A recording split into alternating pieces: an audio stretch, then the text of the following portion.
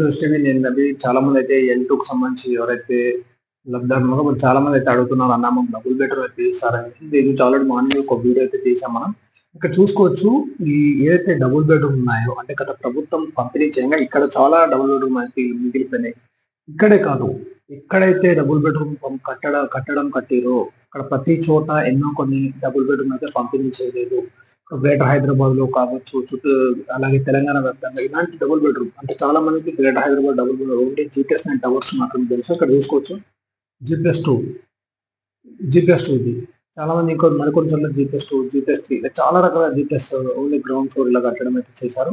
అయితే ఇందులో చాలా వరకు అయితే ఇల్లు అయితే పంపారు. ఇలాంటి ఇల్లు ఎన్ని ఉన్నాయి అనేది ప్రభుత్వం ఆల్రెడీ అప్పట్లోనే నేను చెప్పాను పూర్తి సమాచారం సేకరిస్తుందని చెప్పి. ఈ సేకరించిన సమాచారం ఏదైతే ఉందో దీనికి సంబంధించి పూర్తిగా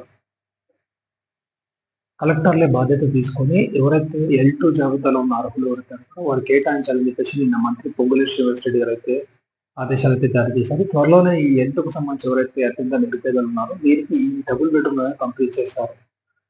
అలాగే ఏవైతే అండర్ కన్స్ట్రక్షన్ ఉన్న డబుల్ బెడ్రూమ్ ఏవైతే ఉన్నాయో వాటికి నిధులు కూడా కేటాయించి లబ్ధిదారులే కట్టుకునేలా చర్యలు తీసుకోవాలని చెప్పేసి రాష్ట్రపతి నిర్ణయానికి చూద్దాం. మరి ఇది ఎప్పటివరకు కంప్లీట్ అవుతుంది, ఎప్పటివరకు ఇల్లు కేటాయిస్తారు అనేది మనకు తీర్చవలసింది. మొత్తానికి అయితే L2కు లబ్ధాలైతే గుడ్ న్యూస్ అని చెప్పుకోవచ్చు. త్వరలో అందరికీ మంజూరు పత్రాలను పంపిణీ చేస్తారు.